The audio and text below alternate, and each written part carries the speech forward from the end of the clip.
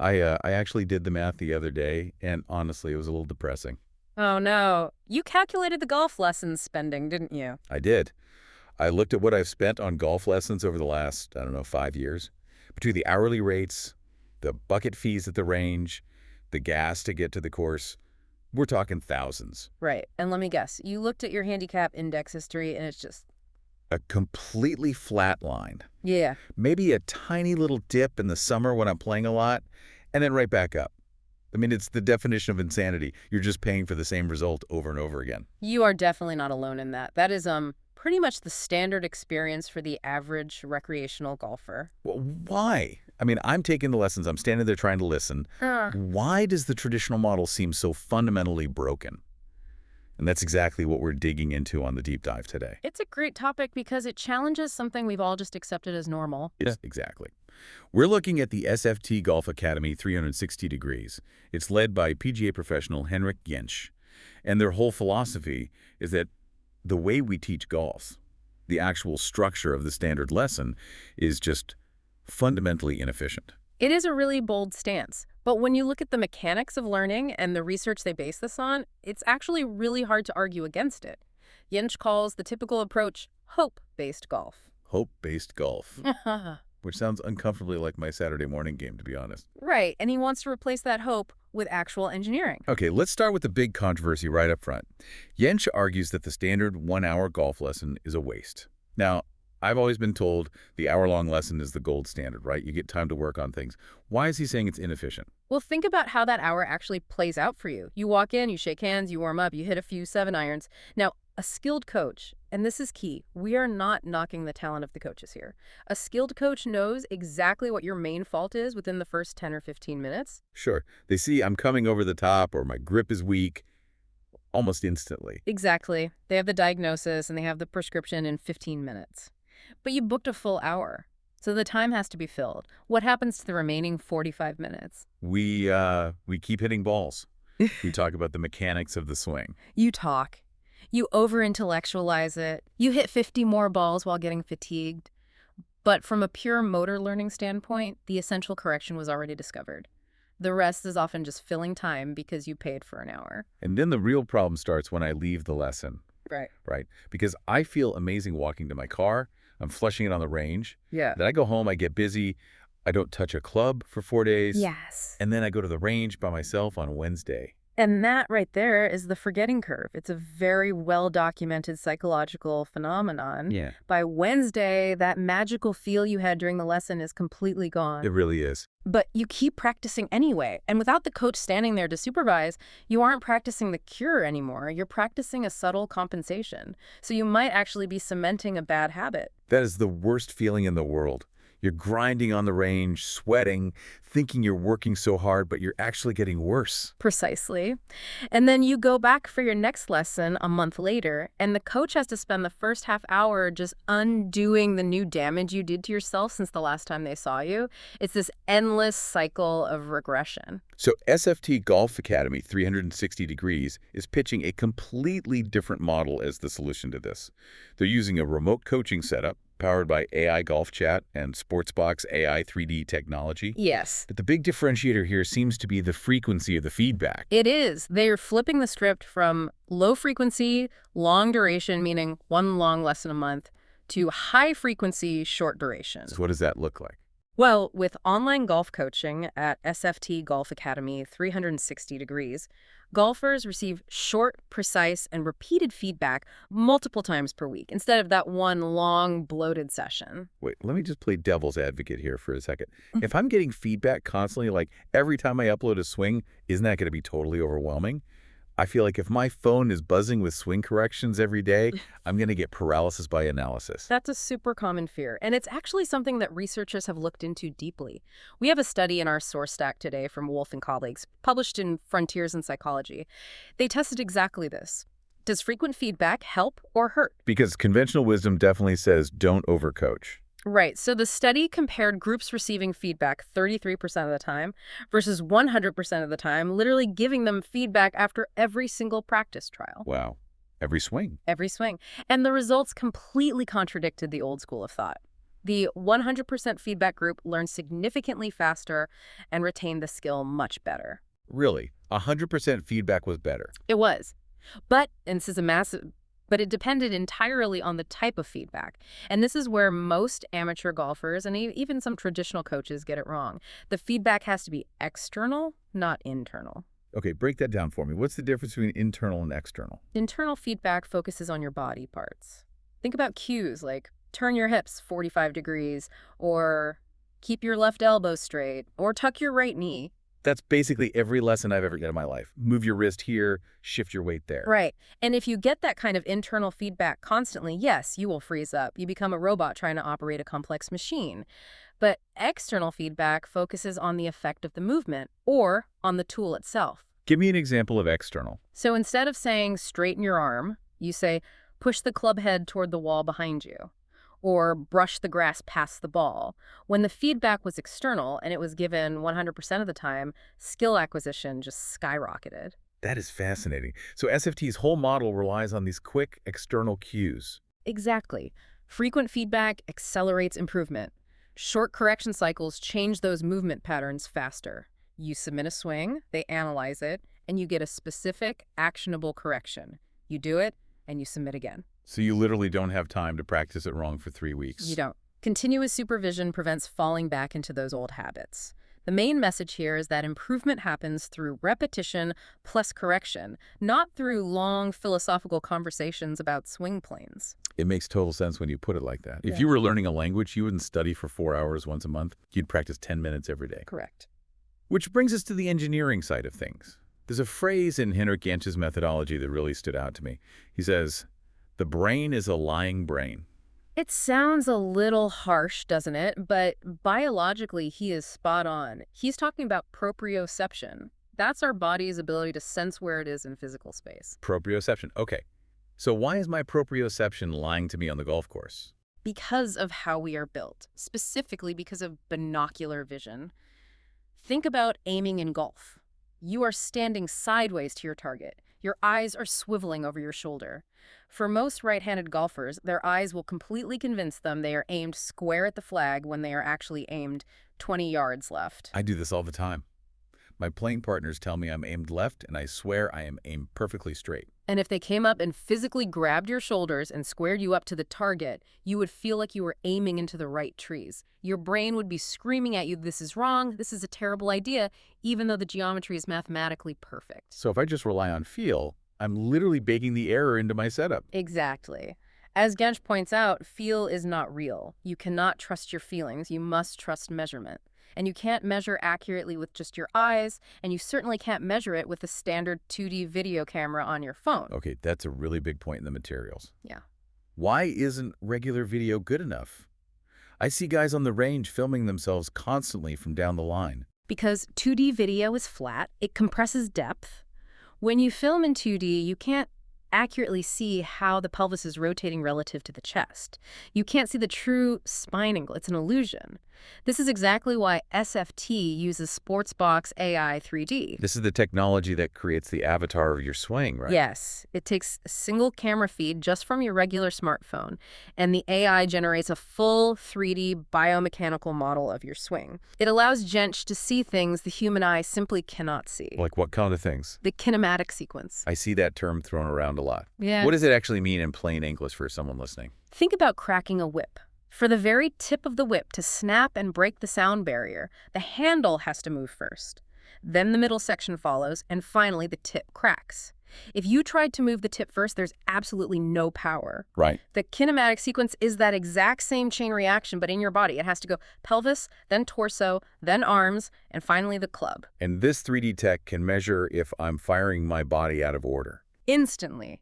It might show that your arms are firing before your hips, which is a very common power leak. It's really hard to definitively spot on a grainy 2D video, but it is glaringly obvious in the 3D data. And this isn't just about hitting the ball further. It is massively about safety.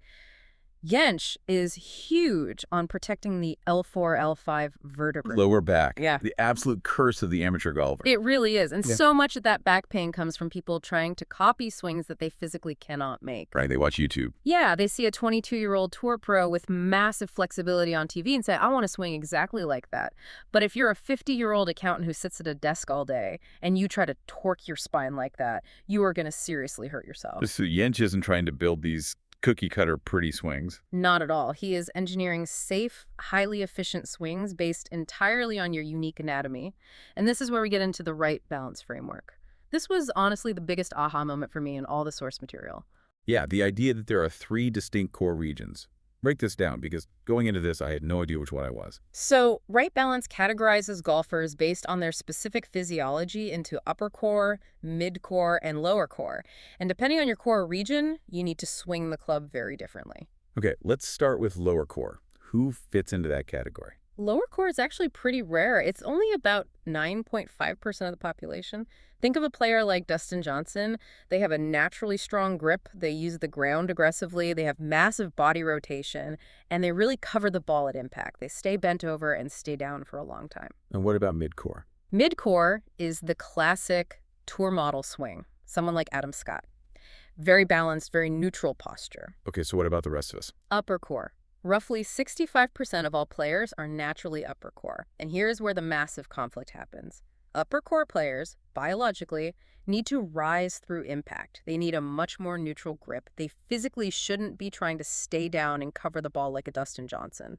Wait, but literally every golf magazine article I've ever read says, stay down, compress the ball, create lag. Exactly. And that is exactly why so many people are so frustrated and injured. The traditional golf instruction industry is largely trying to force upper core people, which is the vast majority of us, to swing like lower core mutants. You're telling me I've just been fighting my own DNA this whole time. You've been trying to throw a sidearm pitch when your shoulder is built to throw overhand. It is a physical conflict. SFT starts by identifying your core type first. Their rule is don't fight your DNA.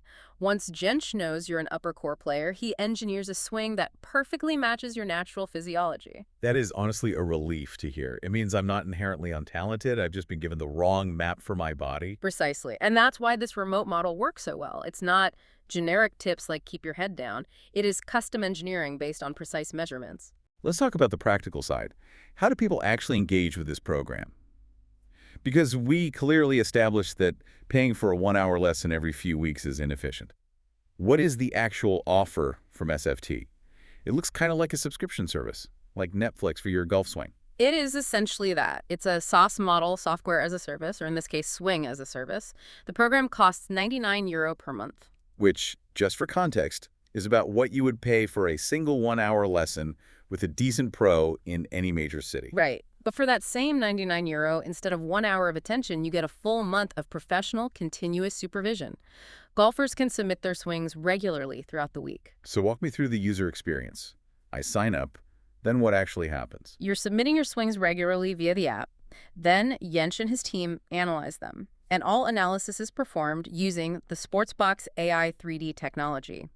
You are getting professional evaluation inside the Sportsbox AI 3D Studio version. And it's not just a computer spitting out a spreadsheet of angles, right? No, not at all.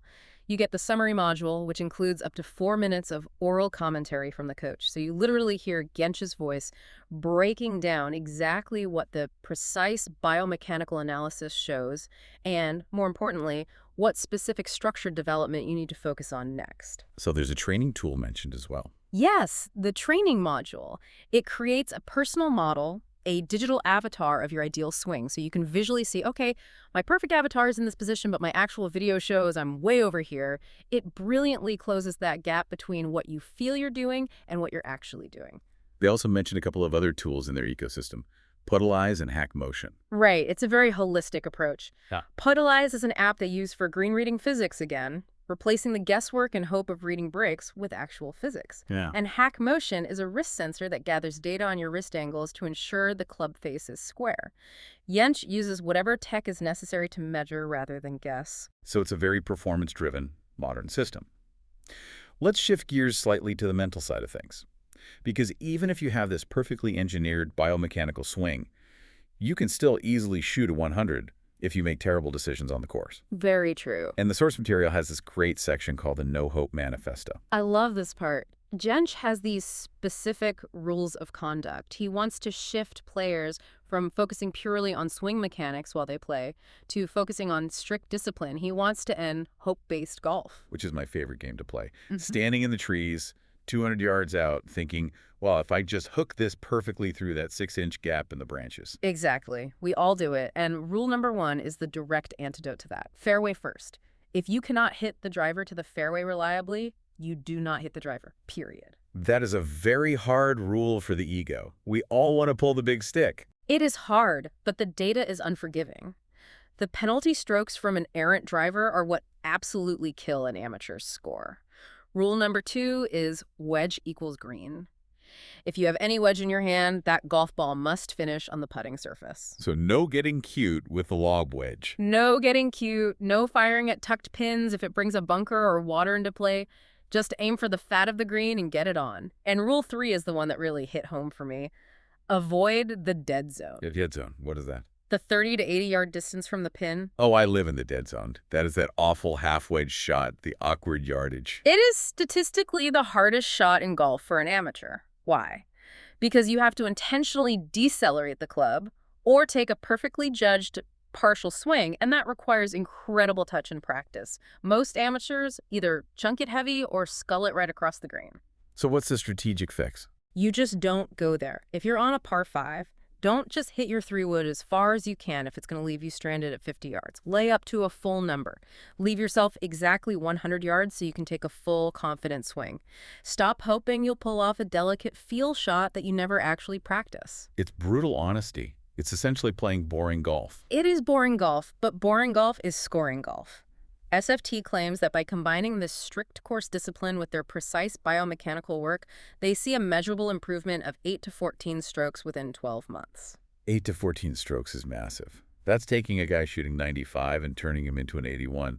That changes your entire relationship with the sport. It changes everything. But notice the timeline there. 12 months. This is not some magazine quick fix tip. It is structured development. Right. So let's wrap this up. We started today with the sheer frustration of the traditional model. The wasted time, the forgetting curve, the Groundhog Day feeling of just making the exact same mistakes year after year. And we are seeing a clear shift to a much more modern professional approach. Yeah. Engineering over hoping. Exactly. If you're the kind of person who really likes to understand why things happen, and you are tired of driving all the way to the course just to be told to keep your head down for 60 minutes, this seems like the future. It really fits the time-starved golfer perfectly. You can get better hitting into a net in your backyard. You don't need to block out 4 hours on a Saturday afternoon. You just need to be consistent with uploading your swings. Consistent feedback leads to consistent improvement. It's scientifically backed by the data. Absolutely. So if you want to stop guessing and start measuring, you need to look at SFT Golf Academy 360 Degrees, powered by AI Golf Chat. It is led by PGA professional Henrik Jensch. We're going to put all the contact details in the show notes for you, but if you want to reach out right now, the email is golf247@t-online.de.de, and the phone number is +49 179 207 9832. And frankly, at €99 a month, the risk is incredibly low compared to the cost of buying a brand new $600 driver that isn't going to fix your slice anyway. Ain't that the truth? I want to leave you with one final provocative thought today. We talk a lot about how technology can now see what the human eye entirely misses. And we know for a fact that frequent feedback is vastly superior to occasional feedback. So the next time you go to the driving range and just mindlessly beat golf balls for an hour with absolutely no supervision, ask yourself a hard question. Are you actually practicing to get better? Or are you just efficiently practicing your mistakes until your next lesson? The choice between hoping and engineering is yours. Thanks for joining us on the Deep Dive. We'll see you on the next one.